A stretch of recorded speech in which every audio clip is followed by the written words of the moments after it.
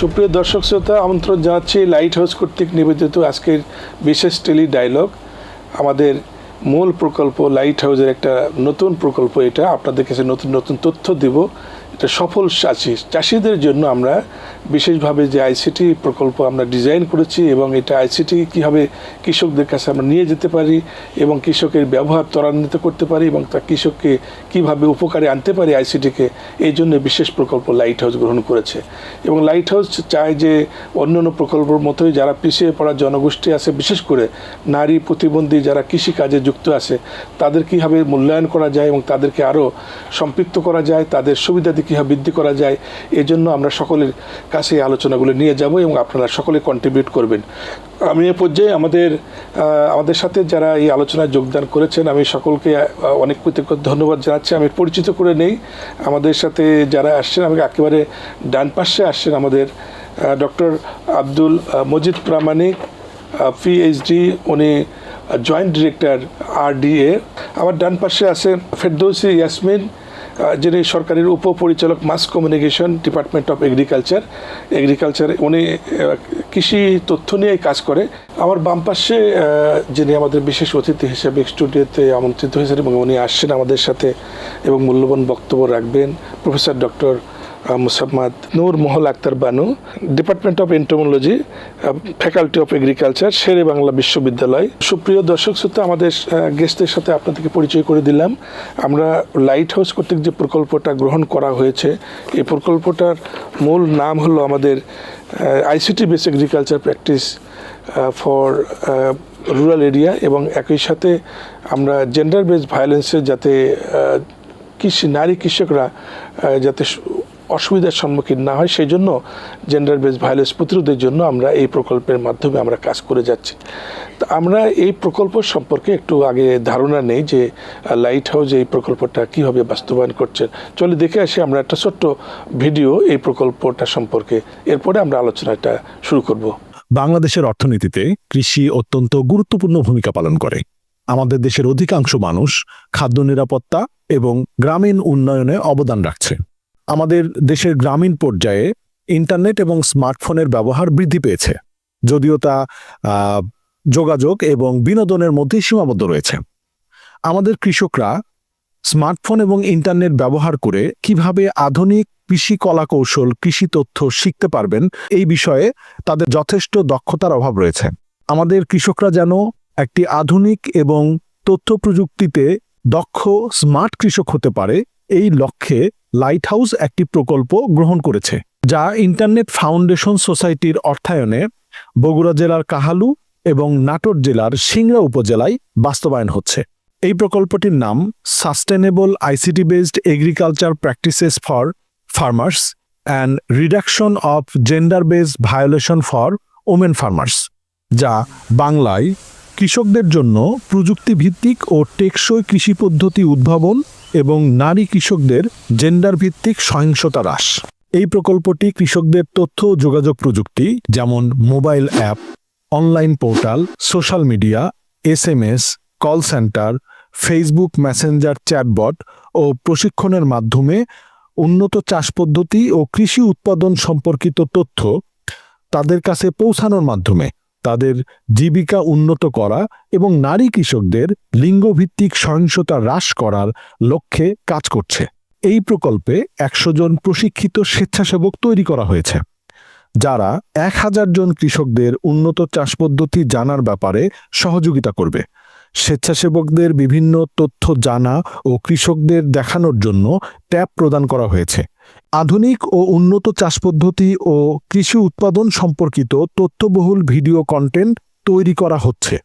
SMS ও voice SMS এর মাধ্যমে কৃষি তথ্য, আবহাওয়ার পূর্বাভাস, ফসলের রোগবালাই প্রতিরোধ ও প্রতিকারের আগাম তথ্য প্রচার করা হচ্ছে। কৃষকদের IT ক্লাব স্থাপন ও নিয়মিত সভা অনুষ্ঠান করা হচ্ছে, যেখানে কৃষকরা তাদের কৃষি বিষয়ক বিভিন্ন সমস্যা ও তার সমাধান নিয়ে আলোচনা করছেন। জরুরি প্রয়োজন ও দ্রুত তথ্য পেতে কৃষকদের জন্য রয়েছে আমাদের কল সেন্টার। নারী কৃষকদের মধ্যে জেন্ডার সহিংসতা হ্রাসে প্রশিক্ষণ, ওয়ার্কশপ এবং সচেতনতামূলক প্রচার অভিযান চালানো হচ্ছে।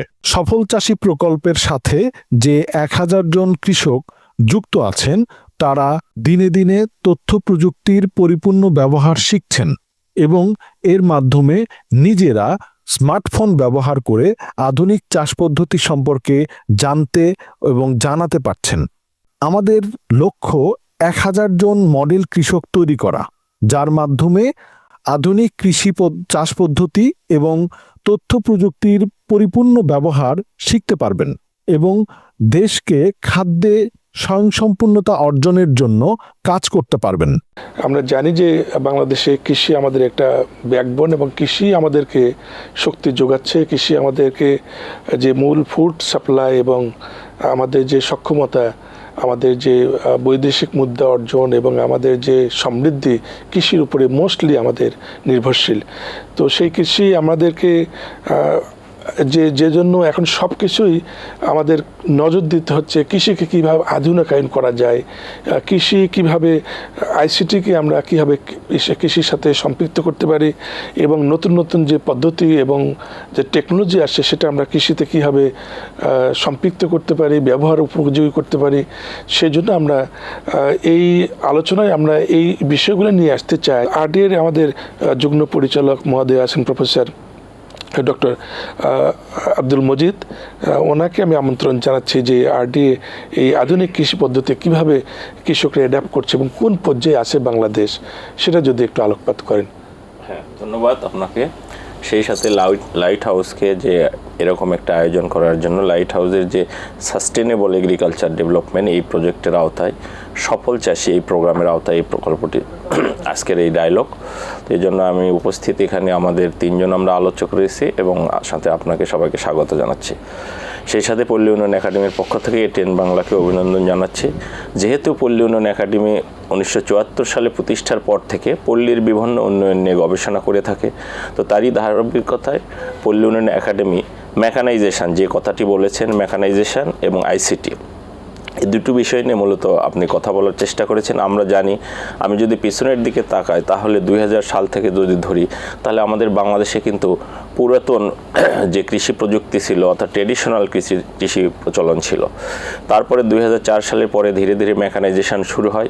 সেই জায়গায় ডিএই সহ, ডিএই, বাড়ি, বিরি, বিনা সহ বাংলাদেশ কৃষি বিশ্ববিদ্যালয়, শেরেবাংলা কৃষি বিশ্ববিদ্যালয় সহ বাংলাদেশে যারা কৃষি নিয়ে কাজ করে প্রত্যেকটি প্রতিষ্ঠান বিভিন্ন সেক্টরে প্রযুক্তি দেওয়ার নিয়ে আসার চেষ্টা করেছে।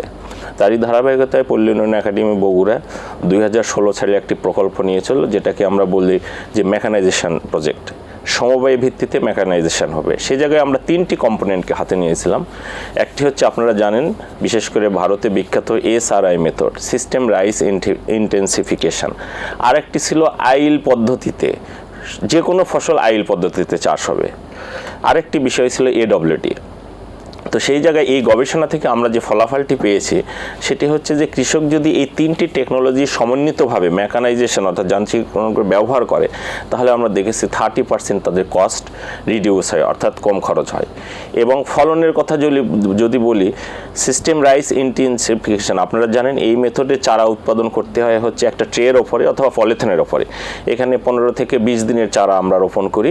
এখানে সময় সাশ্রয় হয়, পাশাপাশি এই পদ্ধতিতে কমপক্ষে 30% ফলন বৃদ্ধি হয়।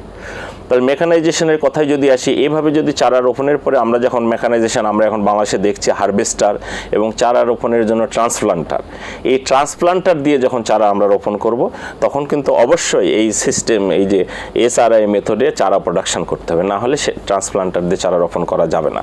তো সেই জায়গা থেকে শ্রমিক কিন্তু এখানে অনেক সাশ্রয় হবে, কারণ এক বিঘা জমিতে যেখানে আমরা অ্যাজ ইউজুয়াল বাংলাদেশে দেখি যদি 7 জন শ্রমিক লাগে, এখানে মাত্র 1 জন শ্রমিক, সর্বোচ্চ 1 ঘন্টা সময় লাগবে, তাহলে শ্রমিক সাশ্রয় হচ্ছে।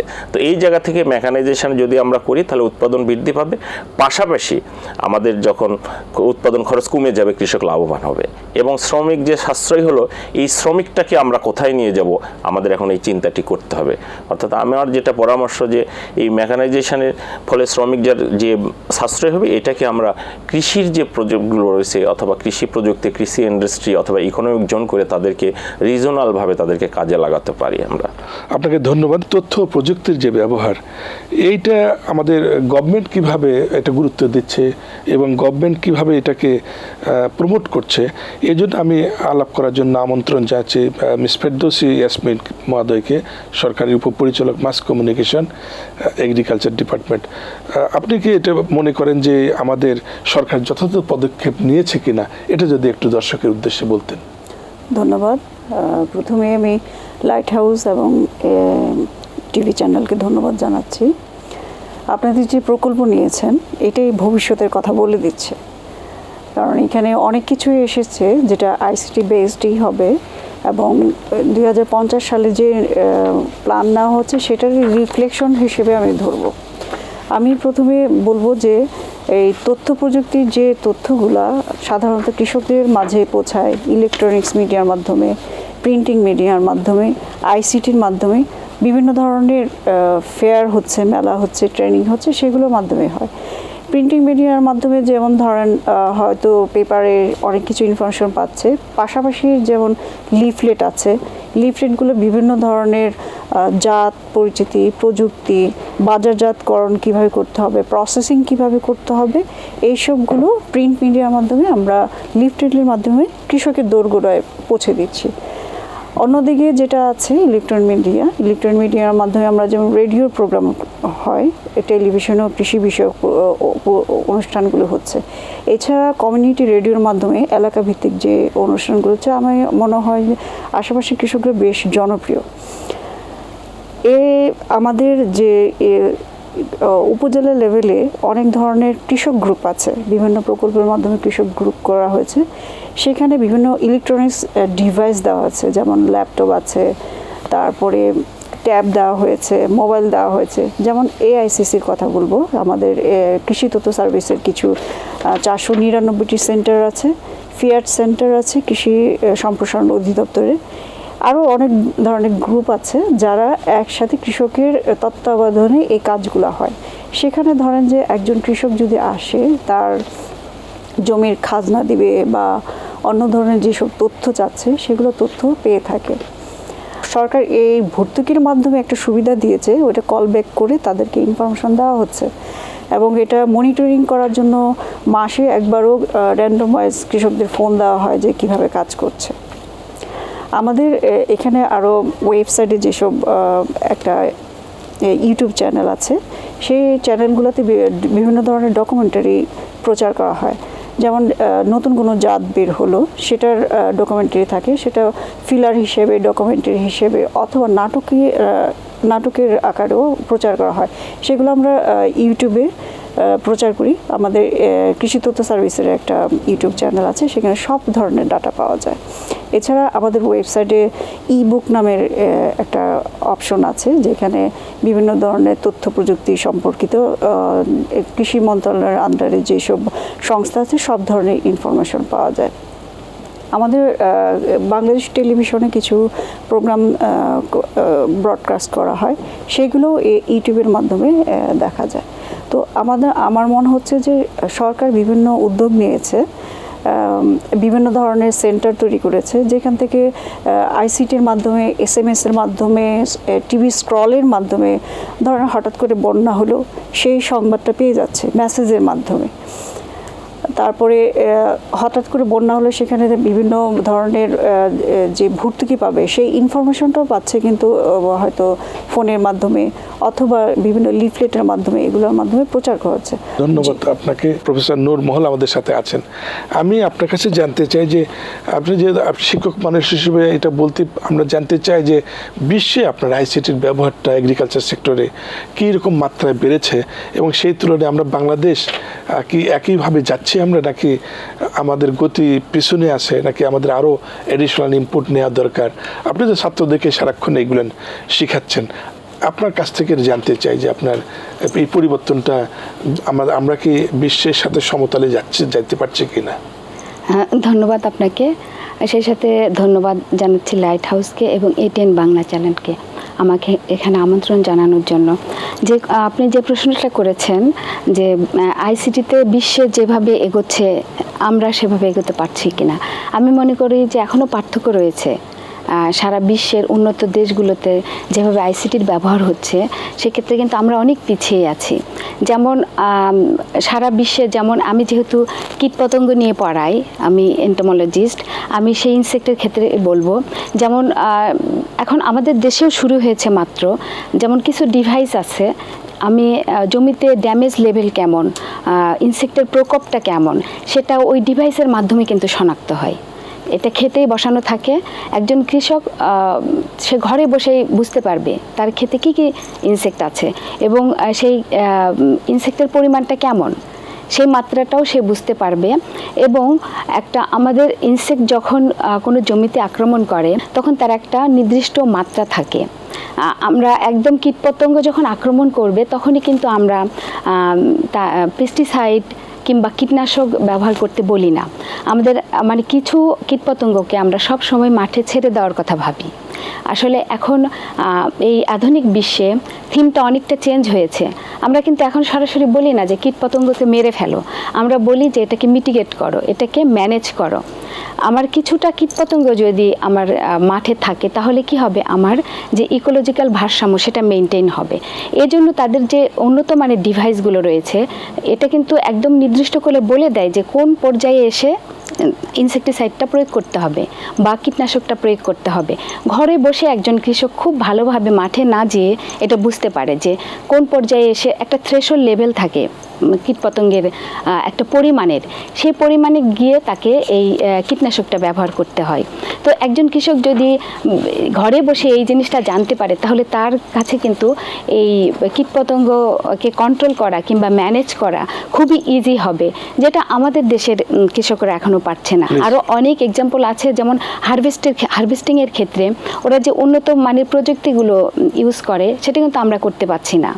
যেমন ওরা যদি কোনো গাছ থেকে আম পাড়ে, এটা একটা আমও কিন্তু নষ্ট হবে না, কিন্তু আমাদের দেশের কৃষক তো সেভাবে আসলে করতে পারছে না। এই ক্ষেত্রে আমরা অনেক পিছিয়ে আছি। ধন্যবাদ ডক্টর আব্দুল মজিদের কাছে। যে বাংলাদেশে যে কৃষি প্রযুক্তির যে ব্যবহারটা ইতিমধ্যেই শুরু হয়েছে, প্রফেসর নূরমহল বললেন, তো এগুলোকে আসলে রিটেইন করার জন্য এবং সত্যিকার অর্থে যেসব নতুন নতুন প্রযুক্তি আসছে, এইটা ব্যবহার কতটা কৃষকদের কাছে নিয়ে যেতে পারছে এবং রিটেইন সাস্টেনেবল করার জন্য আরডিএ কোনো পদক্ষেপ নিচ্ছে কিনা, যে যেমন আমরা অনেকটা পিছিয়ে আছে কিংবা কোনো একটা নতুন কোনো প্রযুক্তি উদ্ভাবন হয়েছে, এটা কার্যকর কতটুকু হয়েছে, সেই বিষয়গুলো নিয়ে আপনার কাছে জানতে চাচ্ছি। ধন্যবাদ আপনাকে।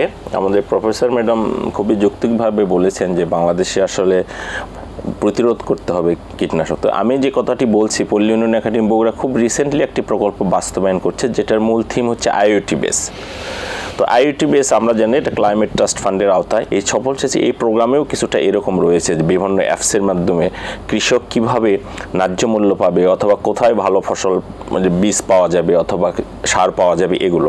তো এই বিষয়গুলো যদি আমি চিন্তা করি, তাহলে বাংলা বিশ্বে বর্তমানে আমরা 3টি টেকনোলজি দেখতে পাচ্ছি, যেটা বাংলাদেশে খুব বেশি শুরু হয়নি। পল্লী উন্নয়ন একাডেমি বগুড়া আইওটি বেসটা শুরু করেছি এবং আমরা চেষ্টা করছি ড্রোন টেকনোলজি, ড্রোন প্রযুক্তি যেটা রয়েছে। ম্যাডাম যে কথাটি বললেন যে একটি মাঠের মধ্যে ড্রোন দিয়ে যদি আমরা দেখতে পারি, তাহলে দেখা যাবে যে কোন জায়গাটাতেই শুধু এই কীটপতঙ্গ আক্রমণ করেছে অথবা কোথায় সেচ দিতে হবে, এটা কিন্তু ড্রোন দিয়ে আমরা সিলেক্ট করতে দেখতে পারবো। তারপরে আইওটি বেস যদি আমরা করতে পারি, তাহলে দেখা যাবে যে বৃষ্টিপাতের কবে হবে এবং মাটির আর্দ্রতা কেমন, সেটা কিন্তু আইওটির মাধ্যমে আমরা নির্ধারণ করতে পারবো।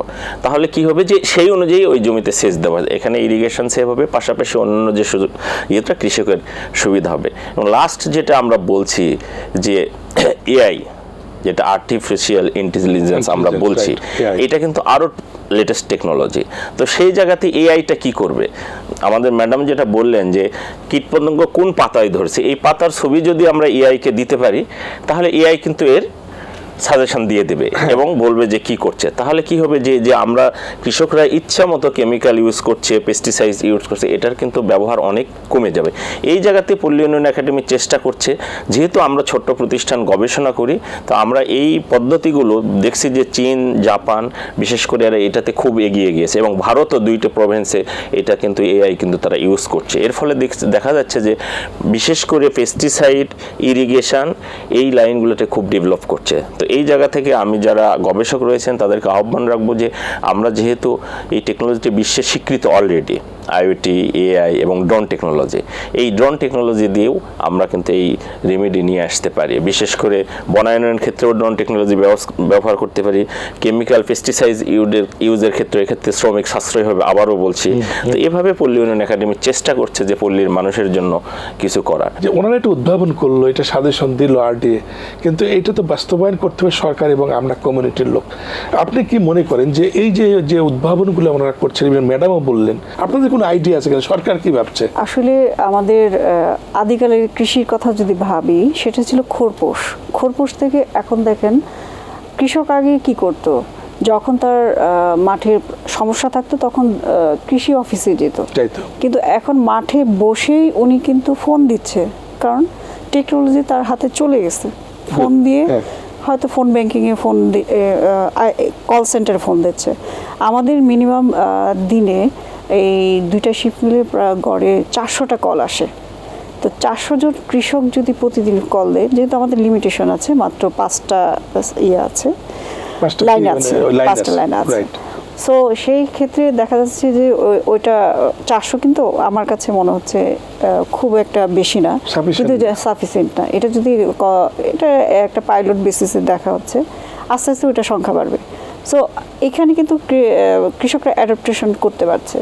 আবারও আপনি দেখবেন যে খামারি অ্যাপস নামে একটা অ্যাপস আছে, যেটা বিআরসি উদ্ভাবন করেছে, ওইটা মডিফিকেশন হচ্ছে। তো ওইটা ইউজের জন্য মানে আমাদের যে ফিল্ড লেভেলে, উপজেলা লেভেলে যারা অফিসার আছেন বা এসও আছেন, তারা কিন্তু দোরগোড়ায় চলে যাচ্ছে এবং ওইটার প্রসেস চলা যাচ্ছে করার জন্য চেষ্টা চলছে যে অফলাইনে যাতে ইউজ করতে পারে, সেখানে তাহলে ইন্টারনেটটা ইউজ করতে হচ্ছে না। তারপরে আপনাদের আরেকটা আছে সয়েল রিসার্চ ইনস্টিটিউটে, ওদের একটা অ্যাপস আছে, ওই অ্যাপসের মাধ্যমে জানতে পারে যে কোন মাটিতে কতটুকু সার দিতে হবে, তারপরে কোন জোনে কোন ক্রপস করতে হবে, সেই ধরনের রিকমেন্ডেশন আছে, সারের রিকমেন্ডেশন আছে, সয়েলের রিকমেন্ডেশন আছে। তো ওই মাটি পরীক্ষারও ওদের বিভিন্ন ব্যবস্থা আছে। তো আমার মনে হয় এগুলো ড্রাস্টিক্যালি বেড়েছে দেখে আমার মনে হচ্ছে যে ভবিষ্যতে যদি ড্রোন আসে, আইওটি বেসড সেন্সর আসে, তাহলে কিন্তু ওরা কোপ আপ করতে পারবে। এখন দেখা যায় সেন্সর বেসড কিন্তু ইরিগেশন ইউজ করছে, যেমন স্প্রিংকলার যে ইরিগেশনটা আছে, আপনার যখন দরকার হবে তখন হচ্ছে, আর্দ্রতাটা যখন একটা স্কেল পর্যায়ে আসে ওটা অফ হয়ে যায়। এটা আস্তে আস্তে চালু হচ্ছে। আর কৃষি সম্প্রসারণ অধিদপ্তরে ড্রোনের বিভিন্ন ধরনের প্রশিক্ষণ চলছে। আমার মনে হয় যে ওইটা একটা প্রকল্প নেওয়া হবে, প্রকল্পের মাধ্যমে হয়তো সবাইকে দেওয়া হবে ড্রোন। অবশ্যই ছাড়া তো হবে না। তারপরে ট্রেনিং মনে করেন আমাকে দিলেন, আমি I don't know how to use, তাই না? এটার ব্যাপারে আপনারা কোনো পদক্ষেপ নেবেন কিনা? হ্যাঁ, অবশ্যই নেওয়া হবে। যদি প্রকল্প যদি ওইভাবে না হয়, যদি ভর্তুকি দিয়ে তাদেরকে ড্রোন দেয়, অবশ্যই তাদেরকে ট্রেনিং দেওয়া হবে। ট্রেনিং ছাড়া তো আর কোনো কিছু হচ্ছে না। তখন হয়তো একজন লিডার বানাবে, কৃষকের একটা গ্রুপ থাকবে, একজন লিডার জানবে, ওই সমিতির মাধ্যমে হয়তো তারা ওইটা ইউজ করা শিখবে, বা এভাবে হয়তো ভবিষ্যৎ পরিকল্পনা করা হবে। এই ধন্যবাদ আপনাকে। আমার মনে হয় যে সরকারের এই উদ্যোগটা যেটা আপনি বললেন, এটা সত্যিকার অর্থে বিশেষ একটা প্রকল্প নেওয়া হলে আমার বিশ্বাস যে টেকনোলজি যে আমরা ট্রান্সফার করতে চাচ্ছি, ট্রান্সফরমেশনে সত্যিকার অর্থে কৃষকরা উপকৃত হবে।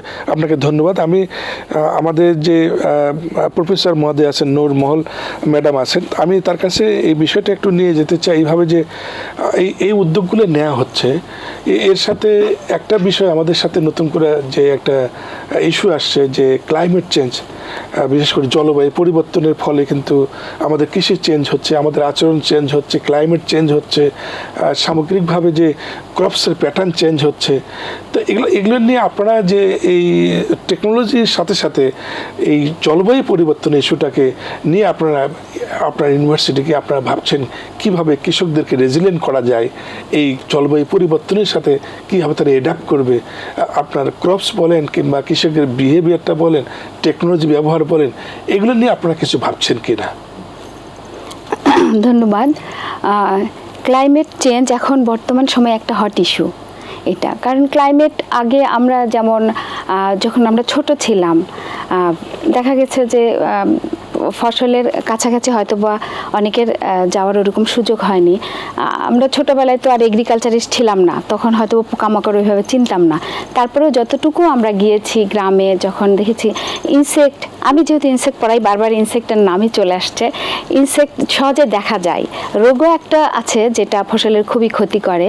আমরা শুধু ফসল ফলালে হবে না, আমাদের কিন্তু এটার প্রোটেকশান নিতে হবে, এটা এই জন্যে খুবই জরুরি। এবং ক্লাইমেট চেঞ্জের সাথে এই ইনসেক্টের যে ডিজিজটা এবং ইনসেক্টটা কিন্তু অন্যরকম চেঞ্জ হয়েছে। দেখা গেছে যে অনেক মাইনর ইনসেক্ট কিংবা মাইনর কোনো ডিজিজ কিন্তু মেজর হয়ে দেখা দিচ্ছে। তো যেহেতু আগে আমাদের যে বিভিন্ন টেক্সট কিংবা বই কিংবা নোট এতদিন আমরা পড়িয়েছি this is not the major, এটা কোনো মানে প্রধান কীট পতঙ্গ না, সেখানে এখন কিন্তু দেখা গেছে যে উল্টা হয়ে যাচ্ছে, ওটা কিন্তু এখন মেজর হয়ে গেছে। তো তাহলে নতুন করে কিন্তু আমরা আমাদের পড়ার ধরনটাকেও চেঞ্জ করতে হয়েছে আমাদের। আমরা যেহেতু এটার জন্য তো সার্ভে করতে হয়েছে প্রথম আমাদের, যে হঠাৎ করে ইনসেক্টটা বেশি বেড়ে গেল, এই জন্য সার্ভে করে সারা দেশে বিভিন্ন জায়গায় সার্ভে করে আগে দেখতে হয়েছে যে এটা আসলে কেমন বেড়েছে, মেজর পর্যায়ে গিয়েছে কিনা, তারপরে তো আমরা এটাকে বলতে পারবো যে এটা মেজর ইনসেক্ট পেস্ট। তো সেভাবে আমরাও কিন্তু এখন পড়ার ধরনগুলো চেঞ্জ করে দিচ্ছি, এবং যেটা আবার মাইনরে চলে গেছে যে ইনসেক্টগুলো, সেগুলোকে আমরা অত প্রাধান্য দিচ্ছি না, এখন মেজরগুলোকেই পড়াচ্ছি। এবং এই মেজরগুলোকে পড়ানোর পাশাপাশি এইগুলোকে আমরা মোকাবিলা করার জন্য কীরকম আমরা ম্যানেজমেন্ট নিতে পারি সে ব্যাপারেও কিন্তু স্টুডেন্টদেরকে আমরা পড়ানোর চেষ্টা করছি। সুপ্রিয় দর্শক শ্রোতা, আপনারা জানেন যে কৃষি যে আমাদের যে সেক্টর, এই সেক্টরে ব্যাপক ডাইভার্সিটি এবং বিভিন্ন রকম আলোচনার বিষয়বস্তু আছে, যেগুলো আসলে একটা মিটিংয়ে একটা ডায়ালগে আমরা শেষ করতে পারবো না।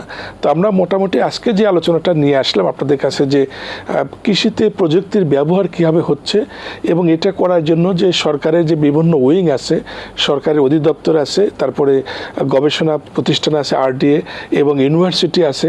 তো তারা এই তিনটা প্রতিষ্ঠান ছাড়াও কিন্তু অন্য অন্য আরও অনেক অধিদপ্তর আছে যারা এই কৃষির জন্য, উৎকর্ষ সাধনের জন্য, কৃষির আধুনিকায়নের জন্য, কৃষি গবেষণার জন্য কাজ করে যাচ্ছে। তো আমরা এ পর্বে আপনাদের কাছে খুবই প্রাথমিক আমরা ICTর ব্যবহারটা এবং সরকার এবং আমাদের যে কৃষিকাজটা কমিউনিটি পর্যায়ে কীভাবে এই ICTর ব্যবহারটা আমরা নিয়ে যেতে পারছি সেটার প্রাথমিক আলাপ আলোচনা করলাম। আমার বিশ্বাস পরবর্তী আলোচনায় আমরা এটার উপরে আরও ব্যাপক ডিসকাশনে আমরা যেতে পারবো। আজকে অনুষ্ঠানে আসার জন্য আপনাদেরকে অনেক অনেক ধন্যবাদ। সম্মানিত অতিথিবৃন্দ, আপনারা সময় দিয়েছেন এবং গুরুত্বপূর্ণ আলাপ করেছেন। আমরা অনেক কৃতজ্ঞ এই প্রোগ্রামে যোগদান করার জন্য।